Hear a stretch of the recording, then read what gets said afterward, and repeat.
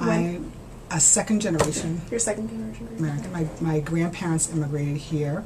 My grandmothers both immigrated here probably in around 1910, 1915, between that time.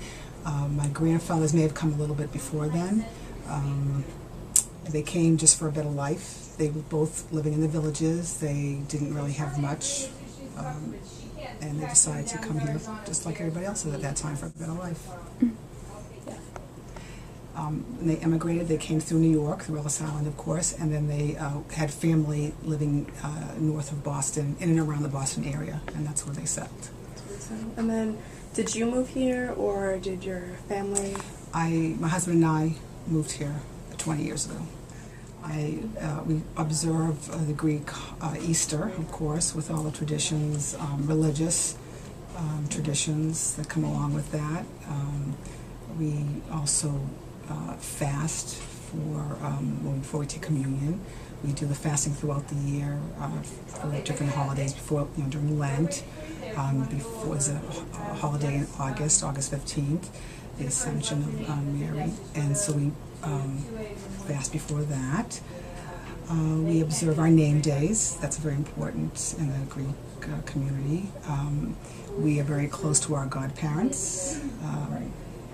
They're like our religious mentors, and they're almost like our second parents. It was different when we moved here because, of course, we had no family. One of the traditions that changed for us growing up, at the night before Easter Sunday, after the midnight service, we would go back home, and to break the fast, we would have a midnight meal. And of course that changed when we came here because it was just my husband and I just had a son initially, and he was young, and so we really didn't do that. And my daughter was born, and then again we didn't do that.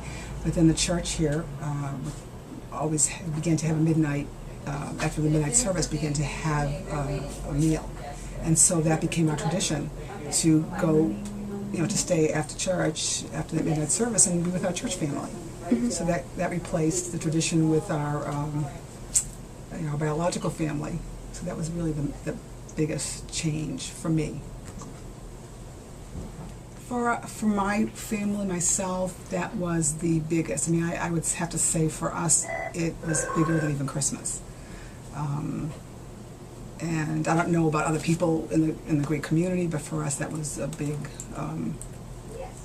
biggest holiday. And then I know from just speaking to other first generation Greeks, that the name day is a huge celebration in Greece. And growing up, my father's name day was January 1st. So my parents had this huge open house every year. People would come by, but that stopped with their generation, at least in my family. I feel like the Greek community is very close-knit on Staten Island.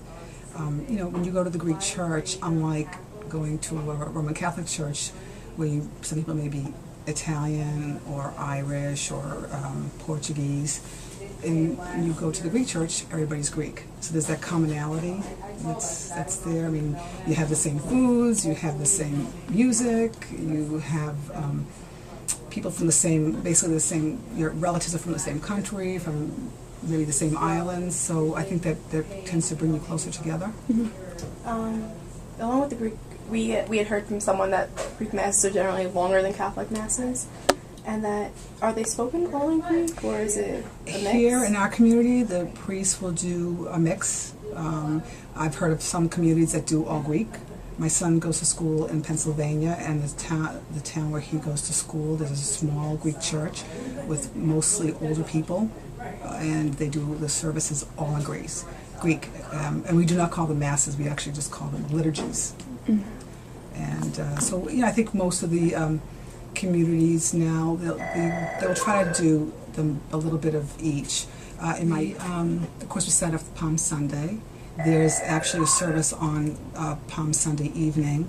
There's a service on Wednesday, Holy Wednesday, in the afternoon. That's usually for the children's service, and at night we receive the holy oil.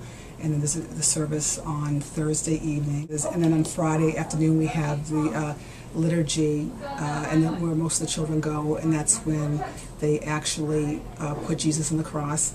And then at Friday night, we have the service where Jesus is placed in the coffin, and we actually walk outside the church, and they carry what would be, Jesus' coffin around the church.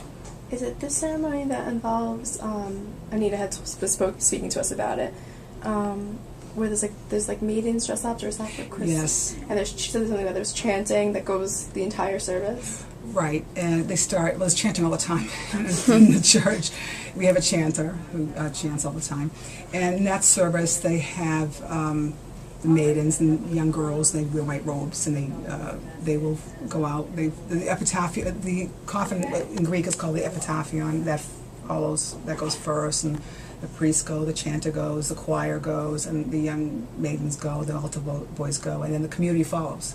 And at one time, they used to go out into the street, but I guess for various reasons they don't do that anymore, and they just basically go around the church, and then they come back in. And in this community, it's good luck to go underneath this epitaphium, so they hold it up really high, and everybody goes back into the church going underneath. And they bring it back in, and it's decorated with carnations and various flowers. And on the way out of church, the priest gives everybody a flower. And then we have the service on Saturday morning. It's a service where you can receive communion. And then on Saturday night, we have the midnight service, which is quite long. Both foods and desserts that my grandmothers cooked. I mean, but I keep limited to only the things that my family likes, of course. The biggest thing, the thing that my children like the most is a spinach pie, which is called spanakopita in Greek. I make also baklava, and I make other various desserts. I make another thing called pasticcio, which is almost, I call it like the Greek version of lasagna. It's a little different, but it's the best way to describe it. I also make moussaka, but not very often because nobody eats it. And of course I'll do a roast leg of lamb with the roast potatoes, and we have friends who will do the whole lamb often, but we don't do that. And that's basically it. Mm-hmm. Oh, of course there's a Greek chicken soup, which is called avolemino soup, egg lemon soup. That's another biggie in our household.